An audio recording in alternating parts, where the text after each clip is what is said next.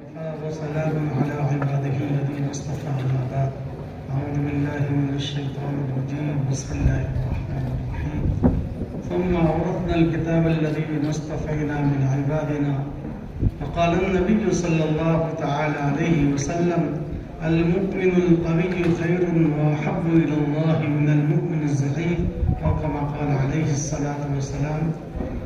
معزز علماء کرام، بزرگان محترم، عزیز طلبہ، یہ وقت تک کچھ اب بیان کا رہا نہیں، تقریباً ساری باتیں آ چکی، بچوں نے بھی بہترین پروگرام پیش کیے. میرے سامنے چند باتیں تھی، اس لیے چاہتا تھا کہ ایک بات کرتا، لیکن کافی وقت ہو چکا اور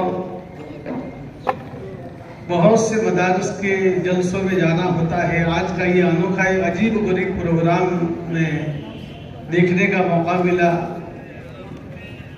الحمدللہ ساری چیزیں اصل تو ہے قرآن اور حدیث، لیکن دو چیزیں وہ ڈاکٹر بھرت صاحب نے بھی بتائی، جس کو حکیم جالینوس نے کہا کہ حقیقت میں علم دو ہے، علم الابدان، علم الادیان. بدن کا علم، صحت کا علم اور دین کا علم، یہ حقیقت میں دو علم ہے. اللہ تبارک و تعالیٰ نے ہمیں قرآن اور حدیث کی دولت دی، بہت بڑی نعمت ہے. ان نعمت کی قدردانی کی اللہ ہمیں توفیق عطا فرمائے. میں نے حدیث کا ایک ٹکڑا پڑھا، جس میں حدیث میں آپ علیہ السلام ارشاد فرماتے ہیں المؤمن القوی، طاقتور مومن زیادہ بہتر ہے کمزور مومن سے، اور کمزور مومن بھی اللہ کے نزدیک پسندیدہ ہے. حضور اکرم صلی اللہ تعالی علیہ وسلم نے ہمیں جو مقدس پاکیزہ دین اللہ تعالیٰ نے ان کے ذریعے دیا، یہ ہمارے لیے بہت بڑی نعمت ہے. آئے دن ہم سنتے رہتے ہیں حضور اکرم صلی اللہ تعالی علیہ وسلم کی سیاسی زندگی. ایک مرتبہ کتاب پڑھ رہا تھا حضور کی سیاسی زندگی، اس میں ایک واقعہ لکھا ہے. یہ واقعہ بہت سے بزرگوں نے لکھا ہے کہ حضور اکرم صلی اللہ علیہ وسلم نے مکی زندگی 13 سال گزاری، مدینہ شریف میں آئے اور ابتدائی مرحلہ تھا اور ایک ہلے کی آواز آئی. آپ دیکھیے حضور سب سے پہلے کھڑے ہوتے ہیں اور صحابہ کرام سے کہا گھبرانے کی ضرورت نہیں. ایک صحابی کے ہاتھ سے آپ نے ایک مضبوط عربی گھوڑا لیا اور کہا ٹھہرو. پورے مدینہ شریف کا چکر لگا کر صحابہ کرام کو تسلی دی کہ آپ کوئی گھبرانے کی ضرورت نہیں، آپ کو آرام کرو. آج بچوں نے مارشل آرٹ جو پیش کیا، یہ اسی کا ایک حصہ ہے. آج سے کئی سالوں پہلے آپ نے ابھی ڈاکٹر بھرت اور بھارت نے جو باتیں بتلائی کہ مسلمان ہندوستان میں کتنے ہیں، پوری قوم 140 کروڑ اور وہاں کا بتایا اسرائیل کا 95 لاکھ، وہاں کا ہر آدمی فوجی. وہاں ایک زمانے میں ایک لیڈی ڈیفنس منسٹر بنی، تو اس نے حضور کی زندگی کو اپنایا اور دیکھا، تو ایک اس کو سب سے بڑا پہلو ملا کہ حضور کے گھر پر گئی، پورا اس نے جائزہ لیا اور حضور کی تعلیمات سے متاثر ہو کر اس نے ایک بات کہی کہ میں نے محمد صلی اللہ علیہ وسلم کی زندگی کو پڑھا. آپ فقر و فاقہ، بھوک اور پیاس میں رہتے تھے، لیکن آپ کے گھر میں دیکھا تو 9 تلواریں لٹکی ہوئی تھی. اور حضور خود فرماتے ہیں ارموا بنی اسماعیل فإن أباكم كان راميا، اے بنی اسماعیل تم تیر اندازی کرو، اس لیے کہ تمہارے آبا و اجداد تیر انداز تھے. یہ حضور کی بہت سی حدیثیں ہم نے سنی. حضور صحابہ کرام سے اس طرح سے مقابلہ کرواتے تھے اور حدیث کے الفاظ ہے وَشَارَكَ فِي الْمُنَاوَلَةِ، اور خود آپ بھی شریک ہوتے تھے. بے شمار حدیث ہے. یہ اسلام کا ایک حصہ ہے جس کو ہم بہت کم لوگ جانتے ہیں. مومن طاقتور ہوتا ہے. ایک جگہ پر کسی مسلمان پر حملہ کیا، اکیلا تھا، اس کے پاس رکشہ تھی اور رکشہ میں ایک معمولی ڈنڈا تھا، لیکن اس تعلیم سے وہ گزر چکا تھا، مضبوط تھا، اور اندر کے اعتبار سے پاورفل تھا، روحانی اور جسمانی دونوں اعتبار سے. سامنے 9 آدمی تھے، سب کو چکھایا اور سب کو ٹھکانے لگایا اور پورے گاؤں کے لوگ کانپ رہے تھے اس سے. حالانکہ وہ اکیلا تھا. تو مومن مرد مجاہد کو بنا، مومن کو روحانی جسمانی طاقت حاصل کرنے کو کہا. جیسے قرآن پڑھتا ہے ایک طاقت ملتا ہے، ایک روحانی انرجی ملتی ہے. قرآن جب پڑھتے ہیں تو قرآن کا پڑھنا، قرآن کا پڑھانا، قرآن کا سننا، قرآن کو سنانا، یہ سب ظاہری اور باطنی دونوں طرف سے. اس لیے فرمایا کہ مومن قرآن کا جو ذکر ہے، ذکر کے بہت سے معنی. انا نحن نزلنا الذکر، ہم نے قرآن اتارا. یہاں قرآن ذکر کے معنی قرآن. مومن کو کہا کہ مومن کی شان ہے ہر وقت وہ ذکر کرتا ہے، تلاوت کرتا ہے. ذکر و تلاوت کے معنی تسبیح کٹکٹانا نہیں، ہر وقت اللہ کی یاد سے وابستہ ہونا. حضرت عائشہ رضی اللہ تعالیٰ عنہ فرماتی کان یذکر اللہ علی کل احیان، آپ ہر گھڑی اللہ کو یاد کرتے تھے، رب اللسان رہتے تھے. کیا مطلب؟ تسبیح نہیں، اللہ کی یاد میں مست رہتے تھے. تلاوت بھی آ گیا، قرآن بھی آ گیا اور اللہ کی یاد بھی آ گئی. اور یاد رکھنا حضرت مولانا مسیح اللہ خان صاحب رحمۃ اللہ علیہ فرماتے کل مطیع للہ تعالیٰ فہو ذاکر، ہر اللہ کے حکم کو ادا کرنے والا ذکر میں شامل ہے. اگر ہم نے پروگرام دیکھا ہے، ہم نے اپنے بچوں کو ہمت دلائی، طاقت دلائی، اور اس لیے کہ ہم ملک کے وفادار، ملک و ملت کی خدمت کریں گے، یہ ہمارے لیے بہت بڑی عبادت ہے. اور یاد رکھنا آج آپ نے پروگرام دیکھ لیا، نیت کی، اور قابل مبارک ہے سہارنپورہ رامپورہ کی 72 سالہ یہ خدمات ہے. ایک نام رہ گئے حضرت مولانا ابرار احمد دلیوی رحمۃ اللہ علیہ، انہوں نے بھی یہاں حفظ کیا. تڑکے سر میں شیخ الحدیث رہے. کہا اس محلے کے لوگوں نے M P M L A بھی دیا، میئر بھی دیا، شیخ الحدیث بھی دیا، بڑے بڑے بزرگان دین بھی دیے.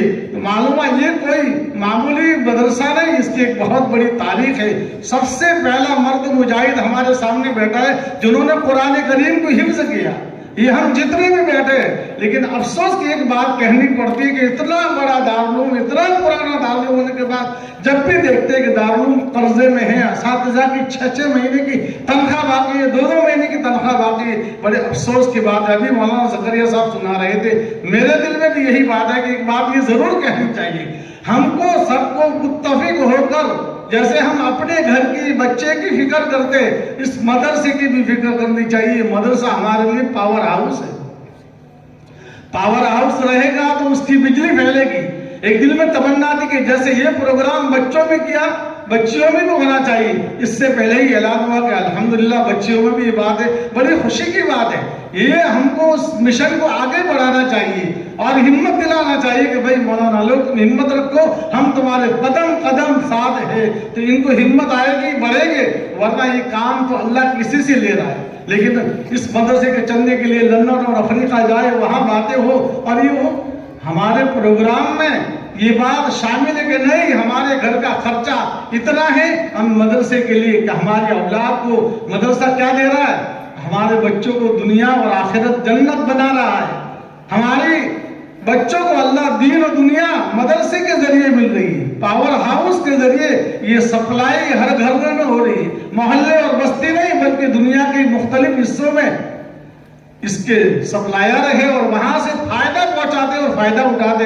لیکن افسوس کی بات کہ اساتذہ کی تنخواہ ان پر کیا گزرتی ہوگی، ان کے گھر والوں پر کیا گزرتی ہوگی. آج ہم صرف معمولی دعوت پہ کسی کی دعوت کرتے 4-5 ہزار روپے تو ایسے ہو جاتے. ہمارے یہاں کوئی مہمان آ جاتا ہے تو 4-5 ہزار تو ویسے، اگر کسی ہوٹل میں کھا لیتے ہیں یا معمولی ناشتہ کرتے تو 500-1000 روپے تو ویسے ہو جاتے. اور ہمارے سورت کے شوقین لوگ تو فاؤنٹن اور بمبئی تک صرف چائے اور ناشتہ اور کھانے کے لیے جاتے ہیں. بمبئی سورت کے جابا بازار کے جپا جپی اور پراٹھے اور کیا کیا کھانے کے لیے کہاں تک جاتے، تو اس کے لیے ہم خرچ کرتے. وہ اس کے لیے تو تھوڑی دیر کھایا مٹی بن جائے گا. داؤد طائر رحمۃ اللہ علیہ 1 مہینے سے بھوکے اور پیاسے، بھوک کی حالت میں زندگی گزار رہے تھے. ایک مرتبہ دل میں آیا کہ لاؤ چکنا گوشت کھاؤں. بادی نے بنا کر پیش کیا. کئی مہینوں کے بعد انہوں نے کہا کہ اگر میں کھاؤں گا تھوڑی دیر میں یہ کھانا کیا ہو جائے گا، پاخانہ بن کر نکل جائے گا. اس لیے میری خواہش ہے کہ یہ فلاں جگہ پر یتیم بچوں کو کھلاؤ، یہ کھانا عرش تک پہنچے گا. میرے دوستو، اگر ہمارے یہاں کھانا بنتا ہے شادی کے موقع پر، بچوں کو بھی یاد رکھے، اساتذہ کو یاد رکھے. یہ دعوت تو وقتی طور پر سبھی کر لیتے، لیکن یہ बच्चों को खिलाना पिलाने के साथ असातिज़ा, ये बच्चे जो आपके स्टेज पर आकर और ये जितने प्रोग्राम पेश किए, ये असातिज़ा की मेहनत और मशक्क़त और पूरा महीना मेहनत मशक्क़त के बाद आपका बच्चा ये बोलने के काबिल असातिज़ा ने बनाया, नमाज पढ़ाने के काबिल, हाफिज बनकर तरावीह पढ़ाने के, तकरीर करने के काबिल आपके असातिज़ा ने बनाया। उन्हीं असातिज़ा को आप भूल जाते हैं। इन असातिज़ा को तनख्वाह नहीं, 3-3 महीने की पेशगी तनख्वाह देना चाहिए कि हमारी तरफ से, मोहल्ले वालों की तरफ से हम इनाम देते हैं। लेकिन अफसोस की बात है, हर मोहल्ले वाले ये तय करें कि आइंदा ये हमारा बजट इस तरह से बने कि हम असातिज़ा को भी दे, मदरसे को भी दे, और मोहल्ले से, हर मोहल्ले से तय कर ले कि एक भाई 1000 रुपया, 2000 रुपया, अल्लाह ने जिसको दिया 5000 रुपया, बल्कि इक्तिफा करते 100 रुपया। अगर कहीं चंदा देते तो 10-20 रुपये डालते। अफसोस की बात है, हमारे बहुत से लोगों को पता नहीं सदका किसको दिया जाता है। सदका देने का असल जगह ही गई, लेकिन हम सदका देते मांगने वाले फकीर जो हम लोगों से भी ज्यादा मालदार होते हैं, और पता नहीं कौन है, गैर बनकर मांगते हैं, हम उनको जाया करते हैं। अरे अपने घर में एक डिब्बा रखो, जमा रखो, महीने में जो भर जाए मदरसे में जमा कर दो।